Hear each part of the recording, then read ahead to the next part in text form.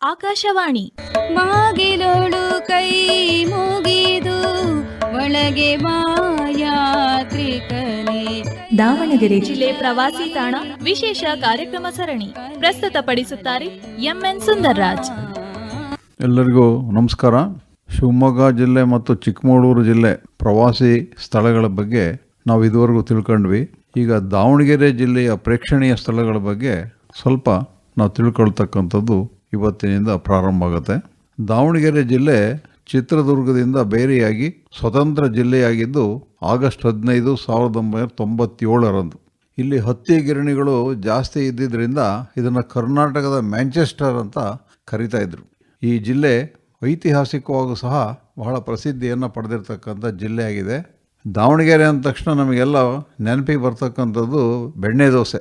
ಅದು ನೆನೆಸ್ಕೊಂಡ್ರಷ್ಟು ನಮ್ಮ ಬಾಯಿನಲ್ಲಿ ನೀರೂರೋದು ಸಹಜ. ಬರೀ ಅಷ್ಟೇ ಅಲ್ಲ, ಈ ಜಿಲ್ಲೆಯ ಕೆಲವು ಮುಖ್ಯ ಪ್ರವಾಸಿ ಸ್ಥಳಗಳ ಬಗ್ಗೆ ಒಂದು ಸುತ್ತು ಹಾಕಿ ಬರೋಣ ಬನ್ನಿ. ಮೊದಲನೇದು ಶಾಂತಿ ಸಾಗರ, ಅಥವಾ ಭಾಳ ಜನ ಅದನ್ನು ಕರೀತಕ್ಕಂಥದ್ದು ಸೂಳೆಕೆರೆ ಅಂತಾನೆ. ಆದರೆ ಅದಕ್ಕೆ ಒಳ್ಳೆಯ ಹೆಸರಿದೆ, ಶಾಂತಿ ಸಾಗರ ಅಂತ. ಇದು ದಾವಣಗೆರೆ ಜಿಲ್ಲೆ ಚನ್ನಗಿರಿ ತಾಲೂಕಿನ ಒಂದು ಪ್ರಸಿದ್ಧ ಕೆರೆ. ಇದಕ್ಕೊಂದು ಇತಿಹಾಸ ಇದೆ. ಇದು ಏಷ್ಯಾ ಖಂಡದ 2ನೇ ಅತೀ ದೊಡ್ಡ ಮಾನವ ನಿರ್ಮಿತವಾಗಿರ್ತಕ್ಕಂಥ ಕೆರೆ. 30 ಕಿಲೋಮೀಟರ್ ಸುತ್ತಳತೆ ಇರತಕ್ಕಂಥ ಈ ಕೆರೆ ಸುಮಾರು 6550 ಎಕರೆಗಳಷ್ಟು ಭೂಮಿಗೆ ನೀರನ್ನು ಉಣಿಸುತ್ತೆ ಪ್ರತಿ ವರ್ಷ. ಇದನ್ನು 11ನೇ ಶತಮಾನದಲ್ಲಿ ನಿರ್ಮಿಸಿದ್ದಾರೆ ಅಂತಕ್ಕಂಥದ್ದು ನಮಗೆ ತಿಳಿದು ಬರುತ್ತೆ. ಈ ಕೆರೆ ಆಳ ಸುಮಾರು 8 ಮೀಟರ್ ಇದೆ. ಇದು ನೋಡೋದಕ್ಕೆ ಒಳ್ಳೆ ಸಮುದ್ರ ಕಣ್ಣಂಗೆ ಕಾಣುತ್ತೆ, ಅಷ್ಟು ನೀರಿಂದ ತುಂಬಿರ್ತಕ್ಕಂಥದ್ದು. ಅದಕ್ಕೋಸ್ಕರವಾಗಿ ಇದನ್ನು ಶಾಂತಿ ಸಾಗರ ಅಂತ ಕರೀತಾರೆ. ಈ ಶಾಂತಿ ಸಾಗರ ಅಂತ ಯಾಕೆ ಕರೀತಾರೆ ಅನ್ನೋದಕ್ಕೆ ಅದಕ್ಕೊಂದು ಸಣ್ಣ ಒಂದು ನಿದರ್ಶನ ಇದೆ. ಹಿಂದೆ ಇಲ್ಲಿ ಒಬ್ಬ ರಾಜ ಇದ್ದ, ಅವನಿಗೊಬ್ಬಳು ಮಗಳಿದ್ಲು, ಶಾಂತಲಾದೇವಿ ಅಂತ. ಆ ಶಾಂತಲಾದೇವಿ ಇದನ್ನು ಹಿಂದೆ ಈ ನಗರದ ಹೆಸರು ಸ್ವರ್ಗವತಿ ಅಂತ ಹೆಸರಿದು. ಆ ಸ್ವರ್ಗವತಿ ಅಂತ ಒಂದು ಹೆಸರಿತ್ತು ಇದಕ್ಕೆ. ಅಲ್ಲಿ ವಿಕ್ರಮರಾಯ ಅಂತ ಒಬ್ಬ ದೊರೆ ಆಳ್ತಾ ಇದ್ದ. ಭಾಳ ವರ್ಷದ ಮೇಲೆ ಅವನಿಗೊಬ್ಬಳು ಹೆಣ್ಮಗಳು ಜನಿಸಿದ್ಲು, ಅವಳೇನೆ ಶಾಂತಲಾದೇವಿ. ಅವಳು ಯೌವನಕ್ಕೆ ಬಂದಾಗ ಬಹಳ ಅವಳ ಅನುಪಮ ಸೌಂದರ್ಯವನ್ನು ಕಂಡು ಅನೇಕ ರಾಜಕುಮಾರರು ತಾ ಮುಂದೆ ಅಂತ ಮದುವೆ ಮಾಡ್ಕೊಳ್ಳೋದಕ್ಕೋಸ್ಕರವಾಗಿ ಬರ್ತಾಯಿದ್ರು. ಆದರೆ ವಿಧಿಯಾಟ ಬೇರೆ ಇತ್ತು.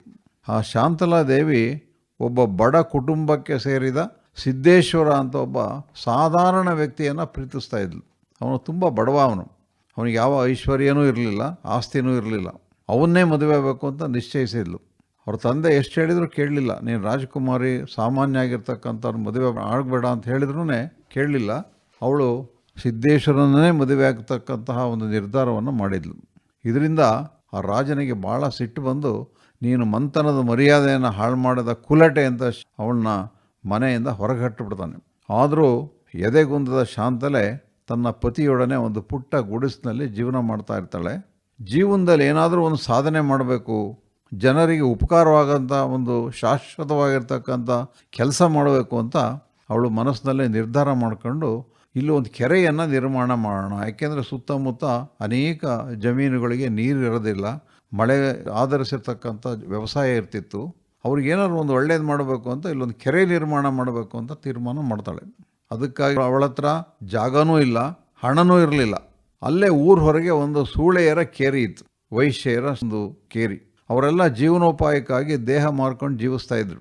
ಶಾಂತಲೆ ಅವ್ರ ಜೊತೆಗೆ ಅವ್ರ ಬಳಿ ಹೋಗಿ, ಈ ಕೇರಿಯನ್ನು ನನಗೆ ಬಿಟ್ಕೊಡಿ, ಇಲ್ಲೊಂದು ದೊಡ್ಡ ವಿಶಾಲವಾದ ಕೆರೆಯನ್ನು ನಿರ್ಮಿಸ್ತೀನಿ, ಅದರಿಂದ ಎಷ್ಟೋ ಜನಕ್ಕೆ ಅನುಕೂಲ ಆಗುತ್ತೆ ಅಂತಂದು ಅವ್ರನ್ನ ಮನವಿ ಮಾಡ್ಕೊಂಡ್ಳು.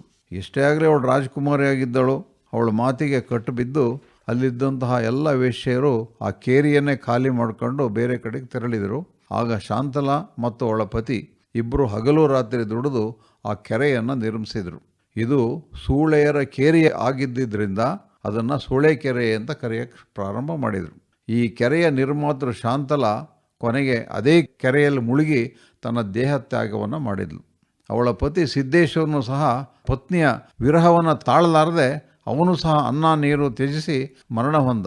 ಈಗ ಆಕೆಯ ನೆನಪಿಗೆ ಅದನ್ನು ಶಾಂತಿ ಸಾಗರ ಅಂತ ನಾಮಕರಣ ಮಾಡಿದ್ದಾರೆ. ಆ ಸಿದ್ದೇಶ್ವರ ನೆನಪಿಗಾಗಿ ಅಲ್ಲಿಯೇ ಬೆಟ್ಟದ ಮೇಲೆ ಒಂದು ಸಿದ್ದೇಶ್ವರ ದೇವರ ಗುಡಿಯನ್ನು ಸಹ ನಿರ್ಮಾಣ ಮಾಡಿದ್ದಾರೆ. ಆ ಸಿದ್ದೇಶ್ವರ ಗುಡಿಯಿಂದ ನಿಂತ್ಕೊಂಡು ನೋಡಿದರೆ ಈ ಶಾಂತ ಸಾಗರದ ವಿಹಂಗಮ ನೋಟ ನಮಗೆ ಕಂಡುಬರುತ್ತೆ.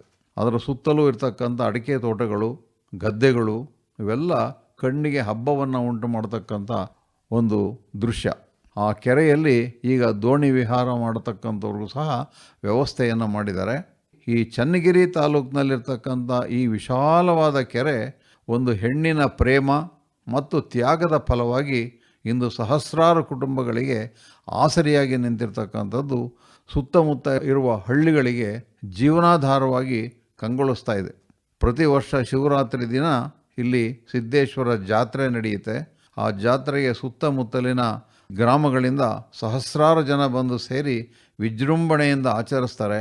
ಇದೇ ಸಂದರ್ಭದಲ್ಲಿ ಶಾಂತಲೆಯ ಹೆಸರನ್ನು ಚಿರಸ್ಥಾಯಿಯನ್ನಾಗಿ ಮಾಡಲು ಉಡಿ ತುಂಬುವ ಶಾಸ್ತ್ರವನ್ನು ಭಾಳ ವರ್ಷದಿಂದ ಆಚರಣೆ ಮಾಡ್ಕೊಂಡು ಬರ್ತಾ ಇದ್ದಾರೆ. ಈ ಸೂಳೆಕೆರೆ ಅರ್ಥಾತ್ ಶಾಂತಸಾಗರ ದಾವಣಗೆರೆಯಿಂದ 40 ಕಿಲೋಮೀಟರ್ ದೂರದಲ್ಲಿದೆ. ಬೇಕಾದಷ್ಟು ಬಸ್ಸು ಸೌಕರ್ಯನೂ ಇದೆ. ತಾಲೂಕು ಕೇಂದ್ರ ಚನ್ನಗಿರಿಯಿಂದ 20 ಕಿಲೋಮೀಟರ್ ದೂರದಲ್ಲಿರ್ತಕ್ಕಂಥ ಈ ಒಂದು ಸ್ಥಳಕ್ಕೆ ಒಂದು ಅರ್ಧ ದಿವಸ ಪ್ರವಾಸ ಮಾಡೋದಕ್ಕೆ ಭಾಳ ಸೊಗಸಾಗಿರ್ತಕ್ಕಂಥ ಒಂದು ಸ್ಥಳ ಇದು. ತಂಪಾದ ವಾತಾವರಣ, ಆಮೇಲೆ ಅಲ್ಲಿರ್ತಕ್ಕಂಥ ಪ್ರಕೃತಿ ಸೌಂದರ್ಯ ಇವೆಲ್ಲವೂ ಸಹ ನಮಗೆ ಮನಸ್ಸಿಗೆ ಮುದವನ್ನು ನೀಡ್ತಕ್ಕಂಥದ್ದು. ವರ್ಷದ 365 ದಿನಗಳೂ ಸಹ ಈ ಕೆರೆಯಲ್ಲಿ ನೀರು ಯಾವಾಗಲೂ ಇರುತ್ತೆ. ಮಳೆಗಾಲದಲ್ಲಿ ಸ್ವಲ್ಪ ಹೆಚ್ಚು ನೀರಿರ್ಬೋದು.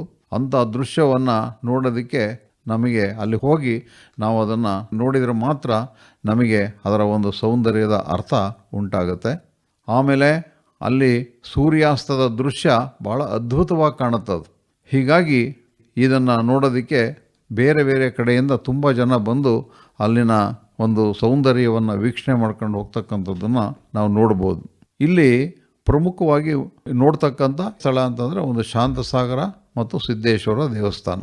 ಇದಿಷ್ಟು ಶಾಂತಸಾಗರದ ಬಗ್ಗೆ ನಾವು ತಿಳ್ಕೋಬೇಕು.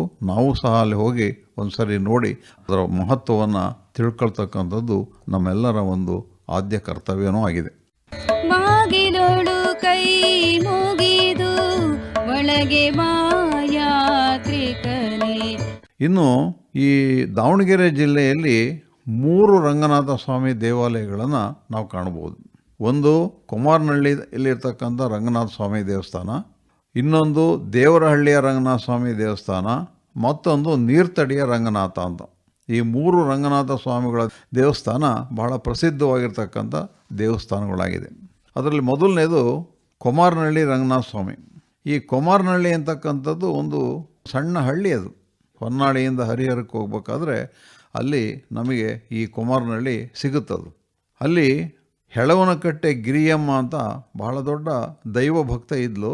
ಆ ದೈವ ಭಕ್ತ ಗಿರಿಯಮ್ಮನ ಆರಾಧ್ಯ ದೈವ ರಂಗನಾಥ ಸ್ವಾಮಿಯ ದೇವಸ್ಥಾನ ಇರ್ತಕ್ಕಂಥ ಒಂದು ಪುಣ್ಯ ಸ್ಥಳ ಅಂತಂದರೆ ಅದು ಕುಮಾರನಹಳ್ಳಿ. ಎತ್ತರದ ಸ್ಥಳದಲ್ಲಿರ್ತಕ್ಕಂಥ ಈ ದೇವಸ್ಥಾನ, ಅದರ ಒಳಗಡೆ ಗರ್ಭಗುಡಿಯಲ್ಲಿ ಲಕ್ಷ್ಮೀ ರಂಗನಾಥ ಅಂತ ಕರೀತಕ್ಕಂಥ ಒಂದು ನೈಸರ್ಗಿಕ ಬಂಡೆನೇ ಒಂದು ಅಪರೂಪದ ಒಂದು ದೇವತಾಣ ಆಗಿದೆ. ಇದೇ ಬಂಡೆಯಲ್ಲಿ ಶಿವಲಿಂಗನೂ ಇದೆ ಮತ್ತು ರಂಗನಾಥ ಸ್ವಾಮಿಯನ್ನು ಸಹ ನಾವು ಕಾಣ್ಬೋದು. ಇದು ಏನು ತಿಳಿಸುತ್ತೆ ಅಂತಂದರೆ ಹರಿಹರರಲ್ಲಿ ಭೇದ ಇಲ್ಲ ಅಂತಕ್ಕಂಥದ್ದನ್ನು ಅದು ಸಾರಿ ಹೇಳ್ತಕ್ಕಂಥ ಒಂದು ಪ್ರಸಿದ್ಧವಾದ ಒಂದು ಸ್ಥಳ ಇದು. ರಂಗನಾಥ ಮತ್ತು ಈಶ್ವರಲಿಂಗ ಇಲ್ಲಿ ಬಂಡೆಯಲ್ಲಿ ಒಡಮೂಡಿರುವುದು ಒಂದು ವೈಶಿಷ್ಟ್ಯವಾಗಿರ್ತಕ್ಕಂಥದ್ದು. ಇಲ್ಲಿ ಹಿಂದೆ ಹೆಳವನಕಟ್ಟೆ ಗಿರಿಯಮ್ಮ ವಾಸವಾಗಿದ್ದರು. ಹೆಳವನಕಟ್ಟೆ ಗಿರಿಯಮ್ಮ ದಾಸ ಸಾಹಿತ್ಯದ ಪ್ರಮುಖ ವ್ಯಕ್ತಿಗಳಲ್ಲಿ ಒಬ್ಬರಾಗಿದ್ದರು. ಅವರು ರಚಿಸಿರ್ತಕ್ಕಂತಹ ಅನೇಕ ಕೀರ್ತನೆಗಳು ಇವತ್ತಿಗೂ ಸಹ ಜನಪ್ರಿಯವಾಗಿರ್ತಕ್ಕಂಥದ್ದನ್ನು ನಾವು ನೋಡ್ಬೋದು. ಅನೇಕ ಗಾಯಕರು ಅವರ ಗೀತೆಗಳನ್ನು ಹಾಡಿ ಇವತ್ತು ಸಹ ನಮ್ಮ ಮನಸ್ಸನ್ನು ಸಂತೋಷಗೊಳಿಸ್ತಕ್ಕಂಥದ್ದು ನಾವು ಕಾಣ್ಬೋದು. ಇಲ್ಲಿರ್ತಕ್ಕಂಥ ದೇವಾಲಯ 17ನೇ ಶತಮಾನದಲ್ಲಿ ನಿರ್ಮಿಸಿರ್ಬೋದು ಅಂತ ಒಂದು ಅಂದಾಜಿದೆ. ಏಕೆಂದರೆ ಇಲ್ಲಿನ ಶಿಲ್ಪಕಲೆ ವಿಜಯನಗರದ ನಂತರದ ಶೈಲಿಯಲ್ಲಿ ಇರುವಂತಹದ್ದು. ಹೀಗಾಗಿ ಇದು 17ನೇ ಶತಮಾನದಲ್ಲಿ ನಿರ್ಮಾಣ ಆಗಿದೆ ಅಂತ ಸಂಶೋಧಕರು ಇದನ್ನು ಪತ್ತೆ ಹಚ್ಚಿದ್ದಾರೆ. ಇತ್ತೀಚೆಗೆ ಇಲ್ಲಿ ಭಾಳ ಅಭಿವೃದ್ಧಿಯನ್ನು ಸಹ ಪಡಿಸಿದ್ದಾರೆ.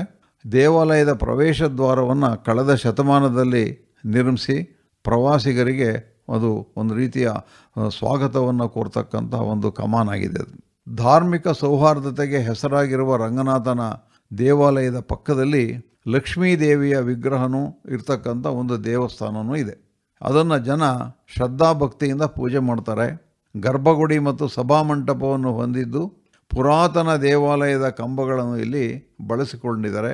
ಇಲ್ಲಿ ಇನ್ನೊಂದು ವಿಶೇಷ ಅಂತಂದರೆ ಲಕ್ಷ್ಮೀ ರಂಗನಾಥನ ಭಕ್ತಿಯಾಗಿದ್ದ ಗಿರಿಯಮ್ಮ ಅವರ ದೇವಾಲಯನೂ ಸಹ ಇದೆ. ಇಲ್ಲಿ ಅವರ ಮೂರ್ತಿಯನ್ನಿಟ್ಟು ಅಲ್ಲಿ ಪೂಜೆ ಮಾಡ್ತಕ್ಕಂಥ ಒಂದು ಸಂಪ್ರದಾಯವನ್ನು ನಾವು ನೋಡ್ಬೋದು. ಇದು ಇತ್ತೀಚೆಗೆ ನಿರ್ಮಿಸಿರ್ತಕ್ಕಂಥದ್ದು.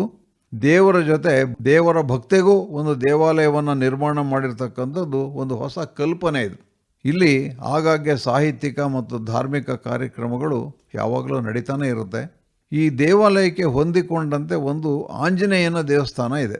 ಅದರ ಗರ್ಭಗುಡಿಯ ಲಲಾಟದಲ್ಲಿ ಸುಂದರವಾದ ಗಜಲಕ್ಷ್ಮಿಯನ್ನು ಕೆತ್ತಿದ್ದಾರೆ. ಲಕ್ಷ್ಮೀ ರಂಗನಾಥ ದೇವಾಲಯದ ಆವರಣದಲ್ಲಿ ಶ್ರೀ ಶಂಕರಲಿಂಗ ಭಗವಾನರ ಆಶ್ರಮವೂ ಸಹ ಇದೆ. ಶಂಕರಲಿಂಗ ಭಗವಾನರು ಒಬ್ಬ ಮಹಾನ್ ಸಾಧಕರಾಗಿದ್ದರು. ಅವರು ಇಲ್ಲೇ ಕೆಲ ಕಾಲ ನೆಲೆಸಿದ್ರು.